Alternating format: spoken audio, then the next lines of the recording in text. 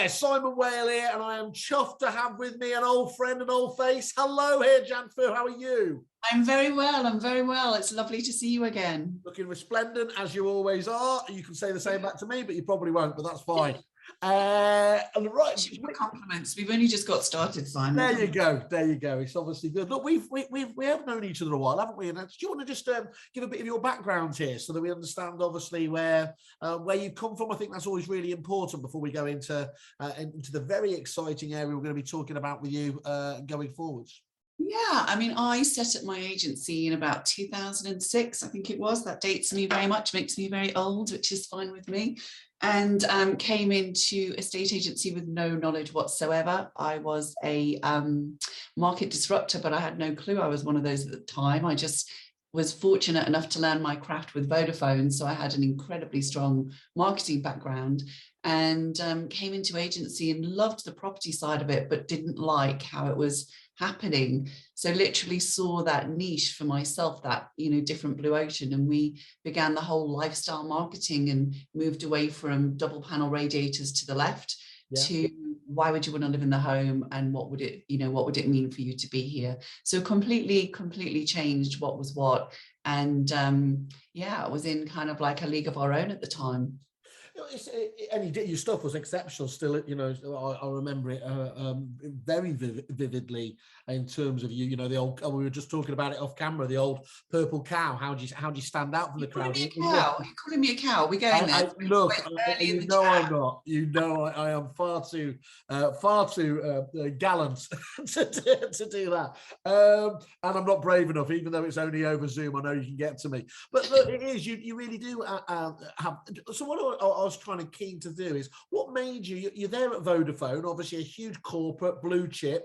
It's about as different a world as you can do. What was it that you felt that made you want to go? I mean, obviously property's fantastically alluring and everything else, but what was it that gave you the drive that you thought, this is something I need to do?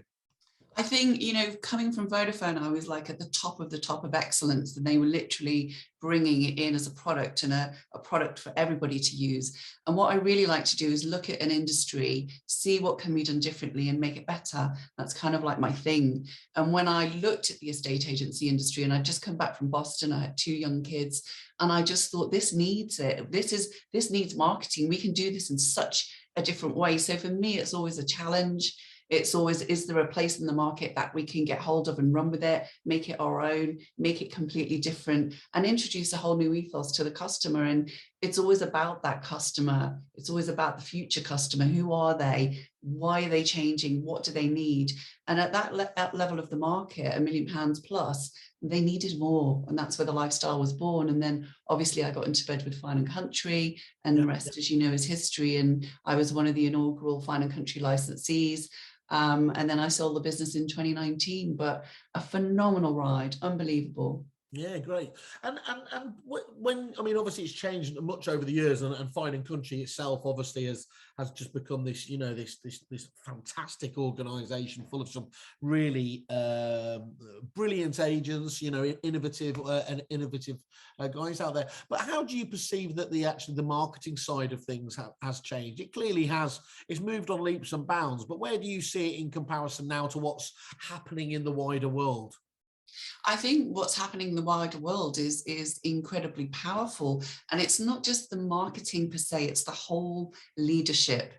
It's the whole looking at your business from a completely different perspective. And because I've been an agent, and because I've had my business, and because I've run it, and I know how hard it is, you know, I came through 2008, I've gone through financial crises, I've gone through all the different things that impact, but obviously the pandemic is one of the biggest impacts we've had to deal with. But what I love about anything that disrupts is we get this chance to go again. Yeah, so I'll circle back to your question, but I'm thinking now, you know, in 2008, we got Uber, we got Instagram, we got Airbnb, we got all these different ways to do things that had always been done the same way before. Yeah. And going back to my disruption mindset, I love to go, what is the new way? What can they do?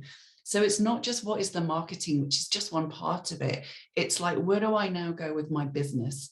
How do I now use my leadership role to kind of make this something that I co-create with my team?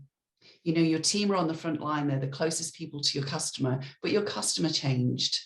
So we can't just go, let's whip up a new piece of marketing and let's change that. We have to go, what does the future customer need? What's changed about their needs? What do they want now? Where are they looking for things? And then that dictates where the marketing comes. You have to go to the root to figure out what it is that they want to then come back and set the marketing. Does that make sense? Or am I going off? No, it absolutely does make sense. Should agents be fearful of disruption, or should they embrace it?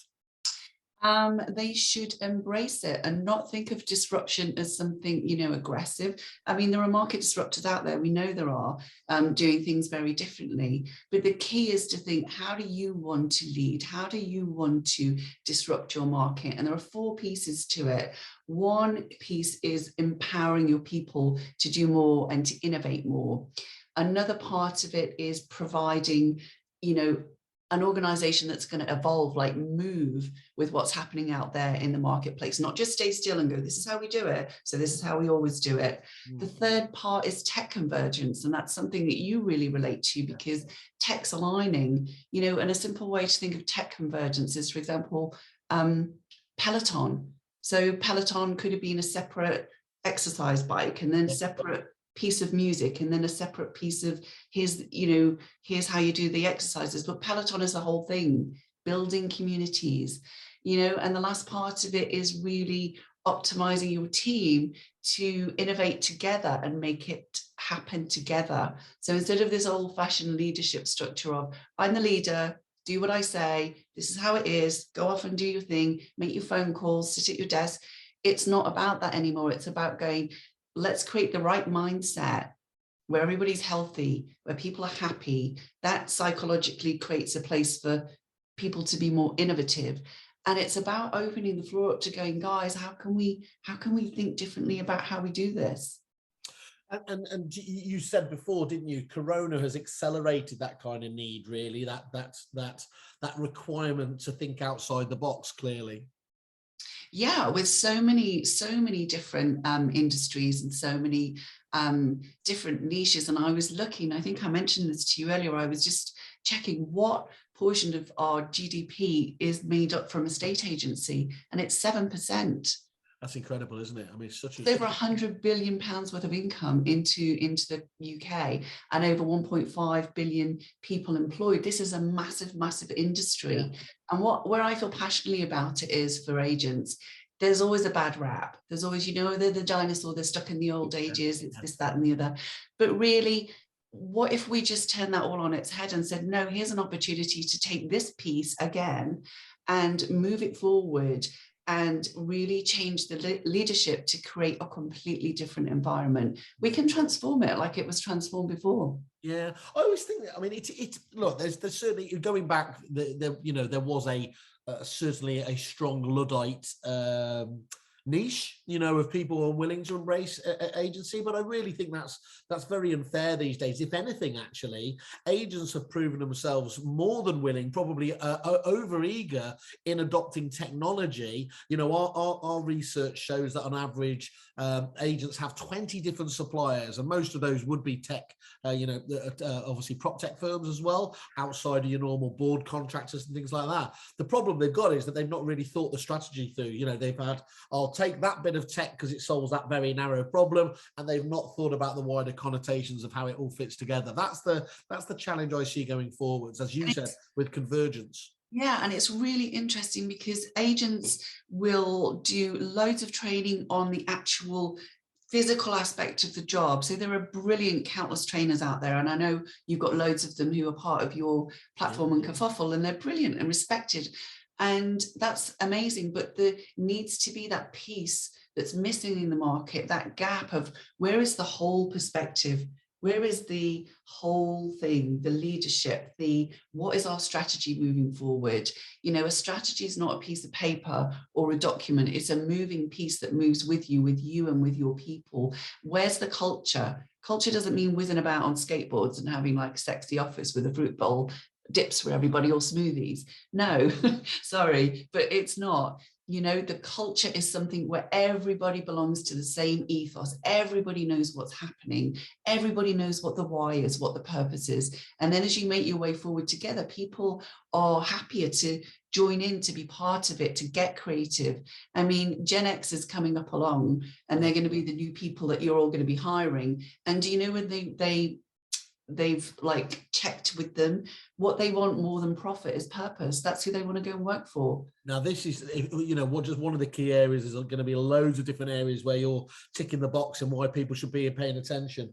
But if you're not on top of this topic in particular, of understanding that, you know, this is going to be one of the hardest job markets to pick decent staff up, and unless you're actually able to understand, empathize, and to get them, you're going to be left at the back of the queue, aren't you? Yeah, and I've trained this year, like I said to you, I'm training 500 business coaches, Forever Coach, and we're in this phenomenal 16-week program. Wow. It's incredibly immersive, and part of that is about the leadership, about vision, about purpose. Purpose is the biggest thing that I train on, and I use companies like Patagonia. You know, if you buy from Patagonia, everyone in the company sings the same song. Everybody knows why they're there. It collects and connects everybody, but you're also giving something back, you know, to our global earth and the problems that we need to solve with global warming. You've got companies like Warby Parker.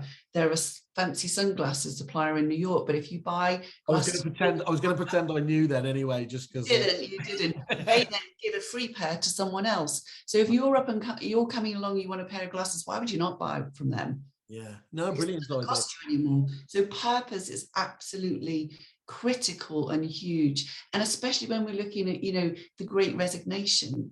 No, it's the Great Edit, and that's why, you know, we created the Business Edit. That's where that came from, because I like to turn things upside down and go, well, it doesn't need to be that. What if it's a time to really look at your business, look at what you do, look at what you've got, and go, right, let's change it. Let's completely perfect segue opportunity there for me to be able to leap in and then talk about just one of the different ways, isn't there? So talk to us about this. So talk about, obviously, now that you poacher turned gamekeeper, you're obviously going back and actually bringing to life all these wonderful ways that you can help agents stand out from the crowd. Do you want to just give us a little bit of a background about how you are helping people at the moment? Yeah, and it's not just agents. This is a leadership program, but obviously I came, you know, we connected and spoke together because what you're doing in your prop tech world and what I'm doing, there are synergies between it, and it's an industry I really care about. So for me, it's more leadership training, and the Business Edit was born from the post-pandemic nightmare that companies found themselves in. What is my emerging future? What do I do? What is she talking about being vision? You know, how do I make my culture? What does purpose driven look like? Who is my future customer? And what's agency? All these words floating around out in the ether. Did somebody swallow a thesaurus, or is it really real? Is there something behind it? And I wanted to be optimistic about this new process, but without being like cookie cutter, let's have a bumper sticker, be positive. So in my mind, it was like, you know, let's be pragmatic about this, but let's build something. Let's build something that actually can change and transform these leaders. And I've been training with EverCoach and in my business consultancy world for the last 2 years. And a lot of the work that we do is like biohacking, re-engineering people and changing values and beliefs. And that's not kind of woo-woo fluffy stuff. That is, let me not go to a conference, take on board all this information, go back to the office and go, right, guys, let's go to Greg's. If I'm making that really succinct. So this, what is going to happen is we are having our inaugural retreat based up here. I live in the Lake District, literally Windermere is there. And I've taken over residence of a huge Georgian manor, beautiful lakeside, and I'm hosting a retreat for 3 days, and I want 12 leaders. But it's not just, oh, let's go on a retreat, it's a mission. We're on a mission, you know, and we're backed by some incredibly scientific guys to do with leadership. I've hired master coaches from the US, and I'm going to teach and train all this new stuff, but I'm going to do it in a very boutique way, niche, only 12. Yeah. And because I'm really lucky, You're not preaching to a big crowd and it's all a lot of generic here. This is very much going to be, fluff. understanding. Did you say fluff or generic? But both. It's not fluffy stuff. It's like the stuff that's going to change things. So I've literally pulled in, and I'm lucky to live on an incredible estate. And we have an adventure team. So we're going to go off 4x4. We're going to go off roading. We're going to do mountain stuff. So we're going to like learn processes, be really immersive, and then we're going to do practical and physical things. So yeah. And you've mentioned immersive a few times there, and I've got to admit a little fear of mine whenever I hear the phrase immersive. When I've gone to a training session, I was like, does it make you think they take you away and make you they're going to make me do something here? But the truth is it's really important to break that comfort factor, isn't it? To get out there and do some of that stuff. What do you believe that immersive angle gives over just traditional training? It's completely different. The first day when everyone arrives to us, they'll be collected by 4x4s, taken down to the lake. And within 45 minutes of a long journey from London or US or wherever they've come from, they'll be kayaking out on the lake. And that kayaking on the lake is not just fun. It's kind of like a real like release. And then leaders of a similar ilk and nature, then you can feel that you can begin to share what's going on. We're going to look at what is really happening, and sharing those stories is going to allow us to create the beginning of that journey. It's like the GPS, Simon. I always think of like, let's put the coordinates in, but let's put them in together based on what's really happening, not some bullshit that someone's come up with that this is what leadership looks like now. But let's literally plug in our problems, what's happening. And so by the time we leave here on Friday morning, we've actually transformed something and got a real working strategy, a living thing that we can take back and completely change our leadership. What do you hope that this lucky 12 are going to come away with at the end of those 3 days? How are they going to be changed? Because it will be a way for them to think, wow, my business, for example, did X.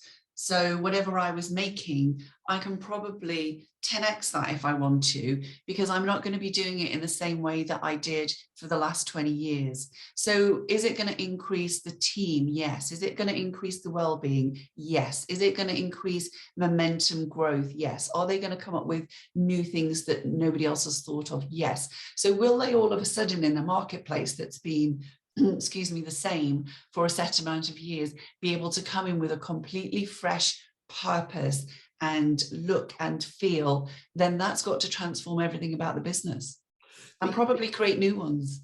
Yeah, that's really, really important to understand. And you've mentioned culture, and I think everybody obviously understands the importance of what a high-powered culture can do. How easy, difficult is it to actually implement and to get a culture going in a business? The culture part of it is, it's like a dance. So if you hired me to come in and create a culture for a company, it's like, here's the dance, but everybody that belongs to the company needs to know the steps. Not only do they need to know the steps, but they need to anticipate what steps are coming next. And the only way to do that is through incredible communication. And I think this isn't about having kind of false glib statements, isn't it, or slogans? And you see in many businesses where they've got the client comes first, but that's the very last thing that you kind of feel that business gives to you. How do you stop it becoming formulaic like that? Because the culture's the engine; it determines how fast you're going to go. And I think the formulaic thing is like talking about that toxic leadership of like, oh, let's just be all, joie de vivre and everything's amazing and isn't it so happy and we're not having a hard time, and that's the toxic rubbish that actually if someone is struggling or they're not happy within a work culture, just pushes them down more. So the truth of it is to really build a really open and transparent culture with agency, which means that people feel they are part of it, they belong to it, and they have a piece of responsibility within it. And that culture engages everybody in the joint purpose. Okay, that's great. It's great to understand. And you spoke as well there, mentioning the future customers angle there. Like critical. So many people are saying to me, ideal customer avatar and niche and all this stuff. That was then. Yeah. It's like, can you imagine all these kids coming out of school that have been trained about how to work in the corporate world, and then the corporate world's just been blown apart. There are no offices. There are like hybrid teams. There are disparate workforces. Yeah, So absolutely. everything that was is no longer exists. And that's why I've been completely immersed in this coaching of these new business coaches, because it's changed so much. So future customer is more about going, so who is that customer down that line? Is your customer going to build? Are they going to buy a £7 million house from a TikTok video? Maybe they are. Yeah. Yeah, it's understanding the smallest viable audience, isn't it, for you as a business, and connecting with those. Never has it been more. I mean, it doesn't really matter, does it, whether you agree with their politics or not. You know, what the likes of the Trumps of the world have found is that if you find your demographic and it's a third of the nation that believes in you no matter what, most people with a third market share would be more than happy. In fact, would be ecstatic, wouldn't they? You know, if I was talking to agents, I would say do a poll, go and find them, organize a group, get your people on the front line who sit there and talk to your customer day in, day out, and find out what is it they need. Netflix knew what their customer needed.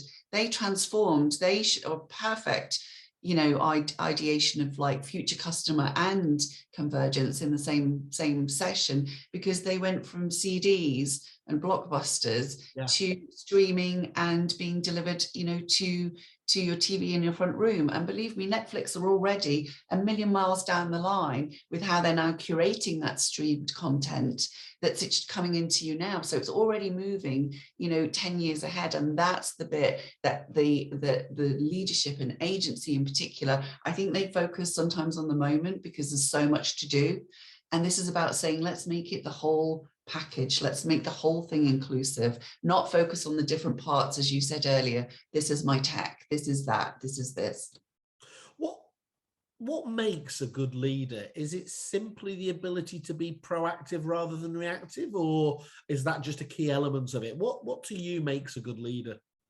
I think somebody that listens. I think somebody with the ability to see what that future could be. I think somebody who wants to be inclusive, someone that's dynamic, and somebody that can read what the industry and the customer needs. At the end of the day, let's get right down to the bare basics.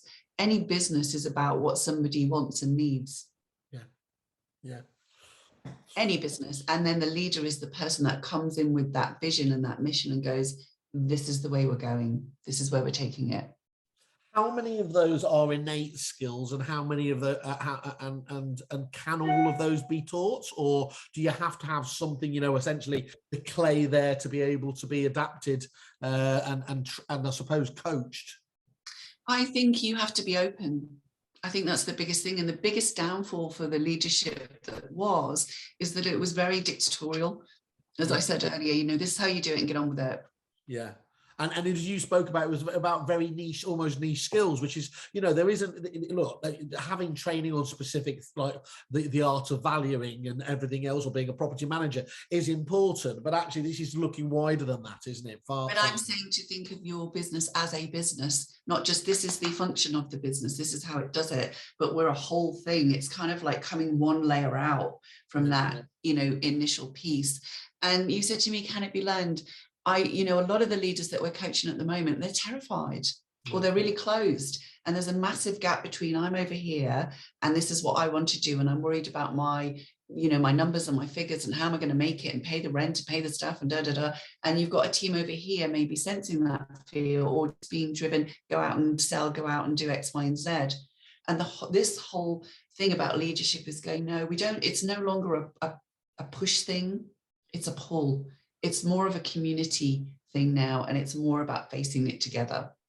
Do you think that Gen X though is more than any generation I've seen hungry for that actually to happen though, isn't it? They're not going to go and work for. They're not going to go and work for, you know, the guy in his suit sat on his mountain going like this, you know. Off you go and do the work. That's all gone. It's all disappeared. And I love that, because who wouldn't want this chance to re-edit what you have? Who wouldn't want to start again? Who wouldn't want to go, do you know what, guys, we can throw the rules out of the window. and let's literally start again, but with a pragmatic approach, not just some woo-woo, flashy names and silly slogans, but let's literally craft the way forward that works for us. And at the end of the day, if they choose purpose over profit, I think they're making that intention incredibly clear. So the ideal person for you, is there an ideal demographic for you that to come on this 3-day retreat, or is it literally just those people that want to adapt, want to look at the new way of doing things? I think it's anyone who is open to this new rule of leadership that they want to explore. It's open to CEOs, it's open to leaders who need that next, where do I go next with this? It's open to people that drive teams, that have communities, that think, you know what, we want to make a big difference and we want to be part of this mission. This is a global shift. We're dealing with MIT professors in Harvard, in Boston, who have come up with a U theory that this is where leadership is going. There was a huge survey of leaders taken last week, and it's coming out now, and the document's just being created to say, 50% of leaders are like going, maybe we kind of think we know what we're doing, and 50% are just going, shit, we've got no idea and we're halfway through the year. So any of those people who are privileged to be in that space where they have people and they want to embody this and become part of this mission, those are the people we're going to take with us. Yeah. Exceptional. Sounds really good. And I guess that having all of those kind of immersive activities and things like that helps to break down that kind of, and to get you out into a zone where you're receptive, aren't you? Yeah, and in the biohacking stuff and bioengineering and vision, because vision is part of it, but vision doesn't mean, oh, I'd like it to look like this and it's all pretty with flowers and I'll just write that down and it will work. No, there's actually steps that have to be put in place, and it's woven into the whole strategy to make it work. And you cannot go and be in an environment and constantly learn 90 minutes. So, going out on the lake, activity is incredible. Where I live is stunningly off the charts, beautiful. So to be able to take that into it, I've got yoga teachers who are with us the entire time. Now, before you go, oh, I'm not putting on my tights, Jan. I've already got them on. This isn't about, poofing around. This is about like understanding that there's more to your position as a leader than just the physical skills that you have.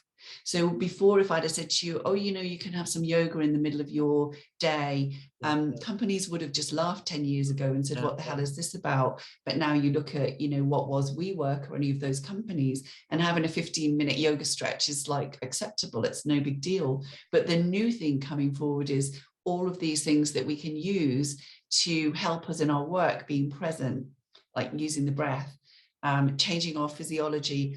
All those things have not been explored, and they're not being explored in the UK. Well, they haven't been explored at all, have they? I mean, it is, the management training, let's be honest, or business training that you have is simply observing somebody else has been what it's been to date, hasn't it, in the business? And it's awful. You need to drive it, you need to get in it, and you need to feel it. And the using the inner stuff is just something that people have never tapped into. But I could say to you, Simon, has there ever been a situation where your gut has said, actually, don't do that, or do it?